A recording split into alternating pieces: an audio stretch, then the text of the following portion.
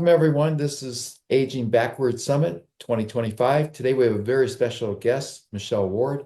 Michelle, welcome. Thank you. I'm so excited to be here. Why don't you tell our audience a little bit about your background and how you got into health and wellness? Okay. Well, it all started about 25 years ago, and when I was so in the year around the year 2000, and I was having fertility problems, and so I got on some fertility drugs, and wow, that did not do well with my brain. I just kind of went crazy and kind of turned into somebody I didn't want to be. And so I stopped that. And for whatever reason, I started surfing the internet. That was back in the early days of the internet and started finding things about nutrition, and how nutrition can affect, fertility and, all these different things. That was what I was focused on right then. So I immediately bought myself a juicer. I took out all the sugar and the processed foods, started buying organic. And literally within 3 months, I got pregnant with my first daughter, who is now 24. Um, and I thought, wow, is that a coincidence? Which I don't believe in coincidences. I think that is what, that is the catalyst that kind of started me down this health path. So, fast forward, I got my nutrition degree and got a Master of Science in Nutrition and Coaching. And I decided to start coaching people. And I realized that there was like something missing still. I mean, I was coaching on nutrition and lifestyle and movement and all these different things. I had these different pillars that I was working on, but the mindset was needed to be the foundation. So I started doing deep dives into mindset, and how that affects, outcomes. And then I started peeling back the onion even more and realized how our subconscious programming keeps us in these patterns of self-sabotage and keeps us from doing things because, willpower only goes so far. And so, and then continuing down the path of my nutrition and lifestyle evolution, I got certified as an emotion code practitioner, where I can identify trapped energies and emotions that are causing discomfort, pain, and the lack of, progress in your life. So that's kind of the long, short version or short, long version right there for you. And you were in a competition recently? Well, it's been almost it's been 2.5 years. Yes. So, I I'd gone through all this stuff in my life around the year 2019, and I didn't like how my life was unfolding, and so I took full responsibility for that. Looked in the mirror and said, it's you." It's like that Taylor Swift song says, "It's me. Hi, I'm the problem. It's me." And I really, I'd been doing so much mindset work, but there were some things that were not jiving in my life, and just everything kind of started falling apart. And one of the things was I felt like I felt like a fake, or a, what's the word, like an intruder. Um, Coaching people on health and lifestyle, while at the same, in the same vein, I was over fat, I was pre-diabetic, and just unhappy. And so I decided to hire a personal trainer to teach me in the gym, like, how to do different things and use the equipment. And I started working out and I started getting stronger, and the body fat started kind of melting off because I was eating healthy. I wasn't eating, I wasn't exercising. I had like no muscle. And so I saw my body transform over like the period of like a year, and I was like, wow, I'm just going to keep on going. Well, for me, I wanted to, I was reinventing myself per se. And so I decided, the only way to push myself even to the next level is to enter a bikini competition. So that's what I did, and I actually got third place. And the medal was, obviously the icing on the cake, but the journey through the process and just really pushing my limits, my self-perceived limits as to what I could do and what I could accomplish was so life changing and life altering. I'm like, if I can do this, anybody can. So, If I may ask, what was your age when you did the bikini contest? so it's 52. Yeah. That's awesome. Congratulations on being third place also. Yeah. Thank you. My takeaway from your story is that you weren't always fit, trim, and healthy, that you had to go through your own journey, and that age is not a limitation or restriction. Exactly. And the reason I say that is because I got my wake up call at age 61 when the Hmm. doctor told me I was fat and had a 95% chance for a fatal heart attack based on my lab results. So that is when I shed the 50 pounds, and then at age 67 hiked up Mount Kilimanjaro like you were in the bikini contest, so Hmm. that I want people to realize that they can do this and not use their age as an excuse. Because, like most people in my 20s and 30s, I was fit and trim. However, life gets in the way. And then I stopped exercising. I started eating fast foods and convenient foods. Hmm. And that was, I had to go through the frustration, embarrassment, and humiliation. And I told my wife I came full circle. And she goes, why? I said, because I always wanted to help people in Hmm. fitness and health. I was very judgmental when I was younger.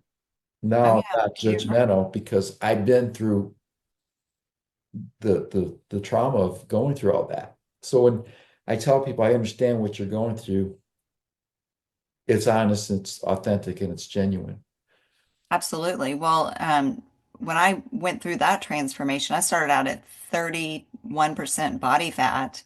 And I got down to like 11 and a half for the competition, but that's been 2.5 years, and I've maintained around a 15% body fat.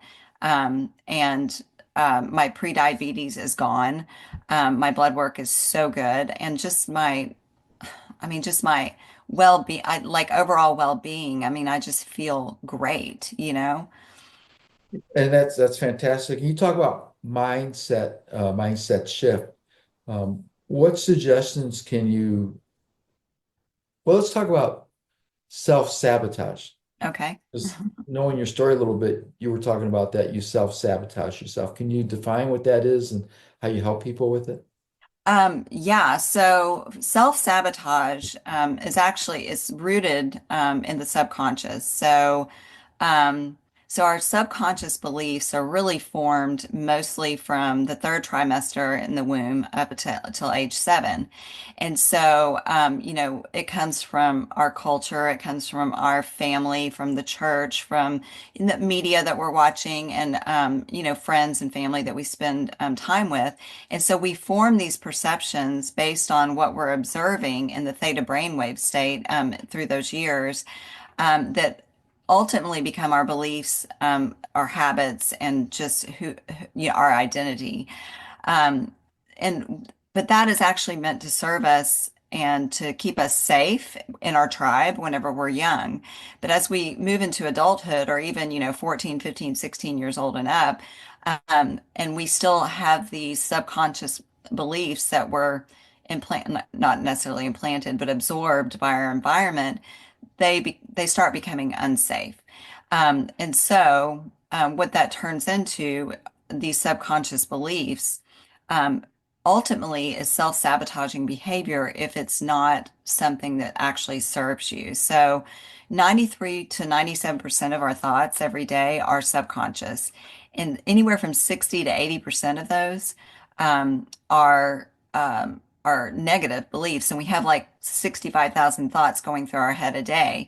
So if you think about like 80% of those, or 90 to 97% of those not being even conscious thoughts, and then on top, you add on top of that, that up to 80% of those can be negative, then you're like, you have no chance in life to move forward unless you can identify where what those beliefs are, where they came from, and reprogram them.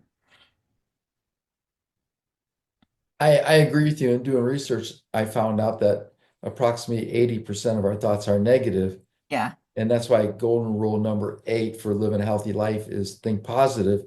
Because when I talk to my clients, I always tell them imagine if you can switch to 80% negative thoughts to 80% positive, how much Right. better your life will be.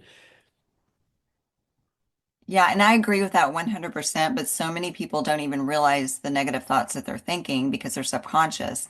And I was when I started on my mindset journey, like in 2012-ish, I'd do the affirmations in the mirror, and I would have the positive, recordings going on. But the problem was that I didn't actually believe it at my core. And so that's what I help my clients do is reprogram those core beliefs, identify them, reprogram them, release any trapped energy and emotional energy around those thoughts. And it's amazing and miraculous, as you know, what can happen even instantaneously. Sometimes it takes a few sessions, sometimes it takes a couple of weeks to kind of, feel the effects of that, but it actually works. No, I agree with you. I work with the clients also, and when they're talking, I'll point out that's a negative thought. And Hmm. like you said, they're not even aware of it. And there's a quote by Bruce Lee. I love what he said. He says, quote, "Don't speak negatively about yourself, even as a joke. Your body doesn't know the difference. Words are energy and they cast spells. That's why it's called spelling. Change the way you speak about yourself and you can change your life." End of quote. Right. And so he touches on that trapped energy as well. And trapped energy can be the size of like your fist and bigger or smaller. And you can't see it on an MRI or a sonogram or whatever, one of those things. But there are other technologies, I can't even remember what they're called, that you can actually see where trapped energy is in the body, and having the ability to release those trapped emotions just makes such a huge difference in your subconscious programming and your self-sabotaging behaviors. And plus, I also, when I work with my clients, I take a holistic approach. It's kind of like you do. It's you can release all the trapped emotions and all that, but that doesn't mean you can go back and eat McDonald's and fast food and um, and reach your goals, clearly. So I work on lifestyle, nutrition, movement, energy, hydration, all these different things. But it starts with releasing the emotions, identifying the subconscious beliefs that are creating the habits and the behaviors. So what I understand you're saying is that when you work with people, whether it's to reduce weight or um, get healthier, that there's no finish line. No, because we're always no, there's no finish line at all. And that might be discouraging to other people, but as we get older, we have to continue challenging our mindset, our bodies, our spiritual health, in order to not, become uh, just, let's see, not growing anymore, or just be, what I'm saying, stagnant, becoming stagnant. Because it's when you become stagnant in your thought and your thinking process and your health and your spiritual growth, that is when things start to really decline. And so, I'm not saying you have to go do what you did and climb Mount Kilimanjaro, but if you're not doing anything right now, then going and taking a 10-minute walk every time you have a meal afterwards to stabilize your blood sugar and all that is a huge step in the right direction.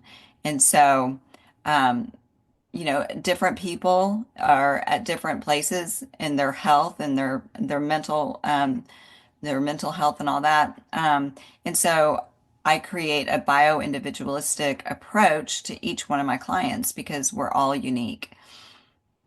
That's for sure. We're all different, different body chemistry, different hormones, males and females. So yeah, not one size fits all. I agree with you on that. What's interesting is the mindset shift because one of the things I advocate is for clients to read 10 pages in certain Mhm. books and then any self-help nonfiction book that's informative and educational. One of my clients I was working with for a year was struggling, and he started reading 10 pages in The Traveler's Gift by Andy Andrews. Mm. And it changed his mindset. He had a mindset shift. Hmm. And after 3 weeks, he dropped 18 pounds. It is amazing. Like, and he maybe he didn't change anything else in his life, but the mindset has a, I mean, what you think and what you believe actually become reality, period. It's quantum physics, quantum mechanics. I mean, and it's now science is now proving that. So what used to be woo-woo, is now like real science, and there's data that backs it up. So, Um, you were mentioning a little bit, or we had talked before about the concept of Elin Vito. Elan Vital. So Okay. Yeah, I'm tell at us a little bit Elan about that. Vital. Yeah, Elan Vital Coaching. So elanvital-coaching.com. But Elan Vital, so one of the things that was driving me crazy in this whole self-help space is this idea of empowerment. This thing is going to empower you to do this, and this thing is going to empower you to do this. And that person empowered me. Well, empowerment cannot come from the outside. And so I was so tired of this word being, it just had been diffused into basically nothing, empowerment. And so I was talking to a friend of mine, and she's like, well, then just come up with a different word. I'm like, oh, okay. So I started doing some research, and I asked ChatGPT, and so this whole list of things came up. I'm like, no, I don't like, those are all words that can be, they're just so, they're just diluted into nothing. And I was like, come up with something original. And so this Elan Vital is a phrase coined by a philosopher, Henry Berggren in 1906, and he wrote this book called Creative Evolution. And the concept of Elan Vital, which is two actual words, means vital force. And we're all born with this vital force. Every cell, every organism has this vital force that they're born with or create so that they bloom into the tree that they're supposed to, or the flower, or the piece of grass, or whatever. Well, our vital force often is quashed in those first 7 years of life by the subconscious beliefs that we are absorbing or creating from, our perceptions and what we're absorbing from our environment. So everyone has it, that vital force. It just might need to be uprooted or, have some light shine onto it. So Reawakened. reawaken, reignited. Yes, exactly.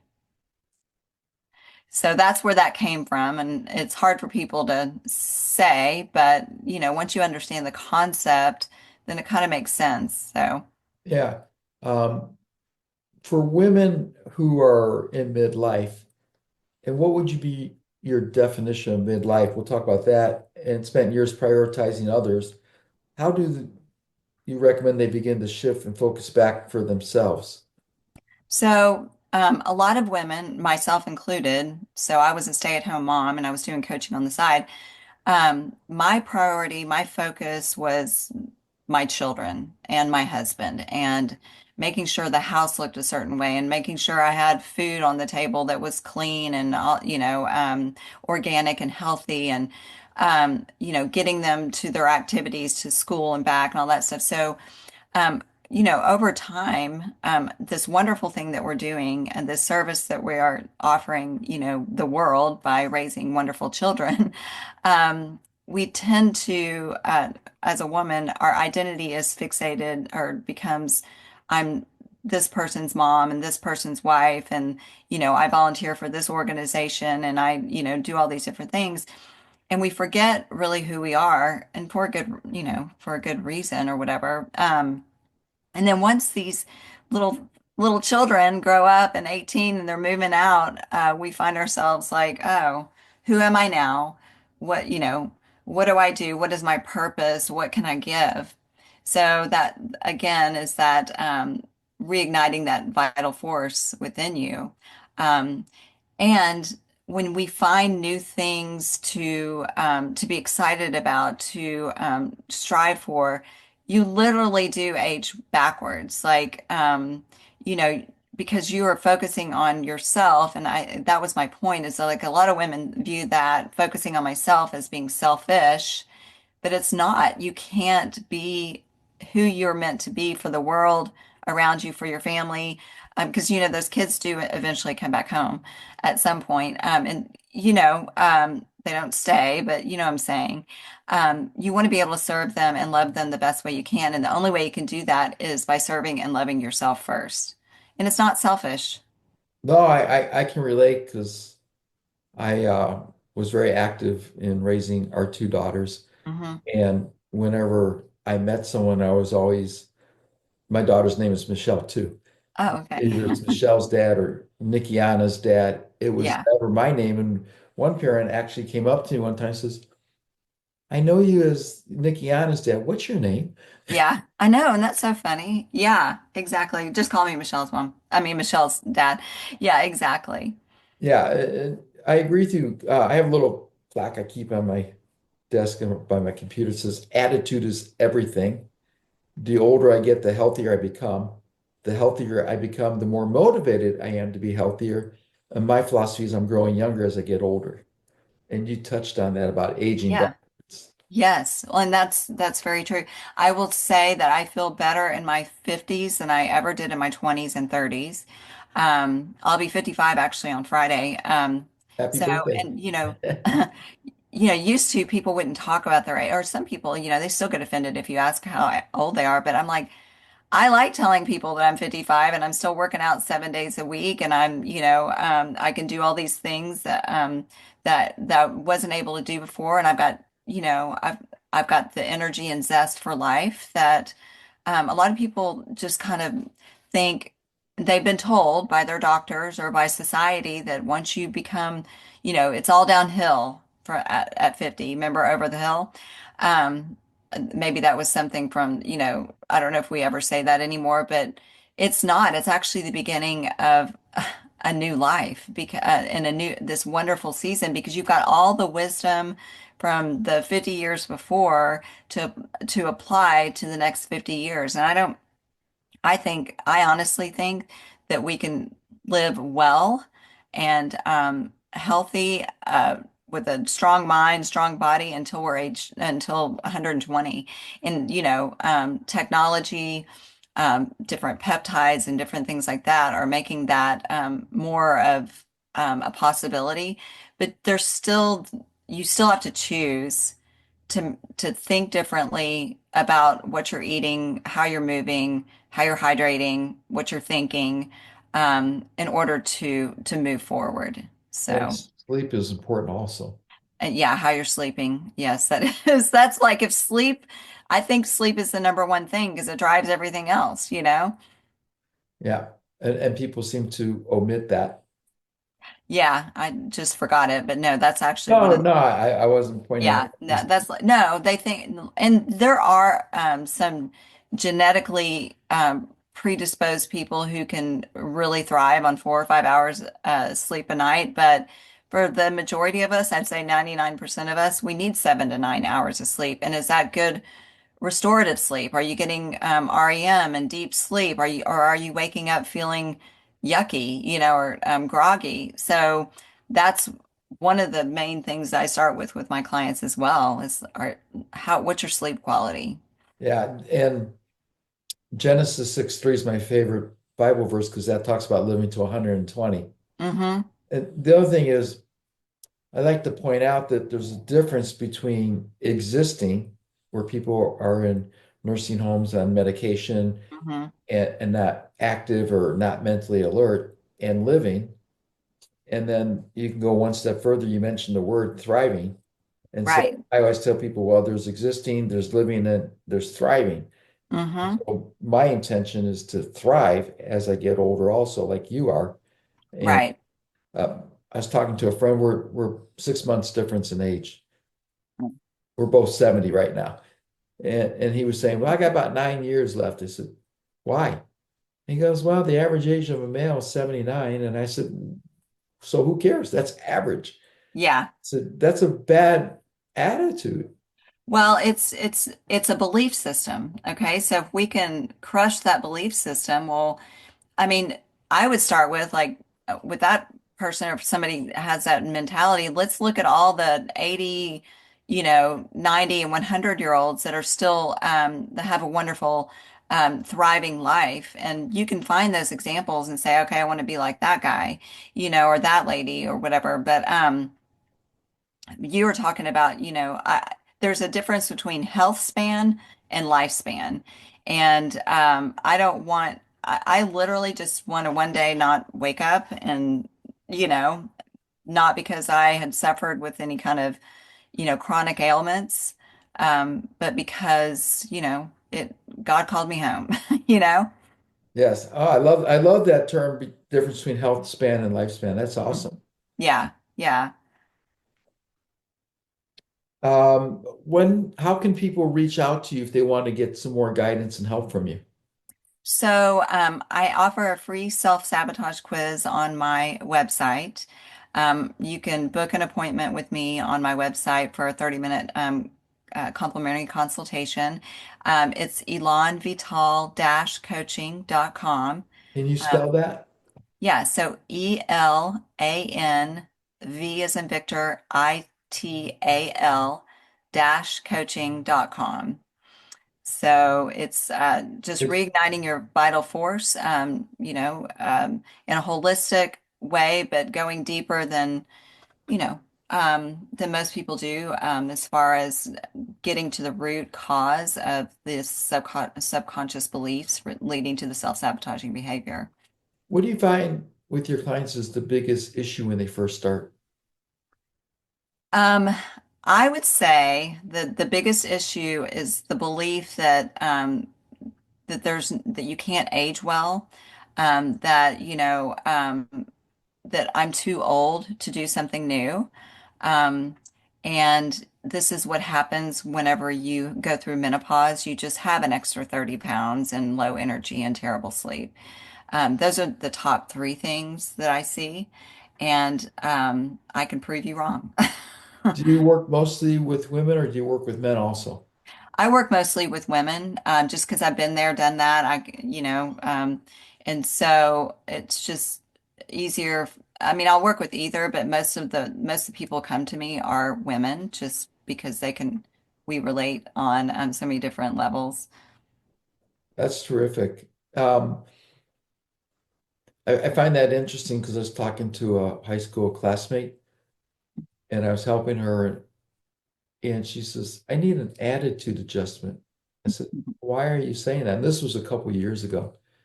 And she says, well, you're talking about all these activities you're doing, planning to hike Kilimanjaro, doing all this. And she goes, I'm planning on dying. And I said, yeah, you're right. You do need an attitude You adjustment. get what you ask for. Yeah. And all of a sudden, when the light bulb went off, she's like, I'm gonna change. And she did. She said 45 pounds, her goal was 35, Oh, nice. and met someone and she's been just doing fantastic. And she's like, yeah, it was just a matter of that mindset shift, like you Hmm. talk about. And it's so much overlooked with the national brands because all they talk about is take this supplement or this pill or this Hmm. injection or do this many exercises. And they don't put the whole picture together and they ignore the mindset. Yeah, exactly. And those things can be really great tools for the short term, but we're focusing on the long term here, you know. The marathon The marathon, exactly. without the finish line. No no finish line until your last breath. Exactly. Yeah. So one more time, how can people get in touch with you? So the easiest way is go to my website, book a call, Elan Vital Coaching dash coaching.com. It's ELAN as in Victor, ITAL dash coaching.com. And take the self-sabotage quiz, give you some insight into like where you are and how you can improve. Awesome. Thank you so much for being our guest today, Michelle. We're out of time. I appreciate your taking time out of your busy schedule to share your wisdom Thank and you, knowledge. David. And thank you for everybody who's watching and listening. Hopefully you learned something.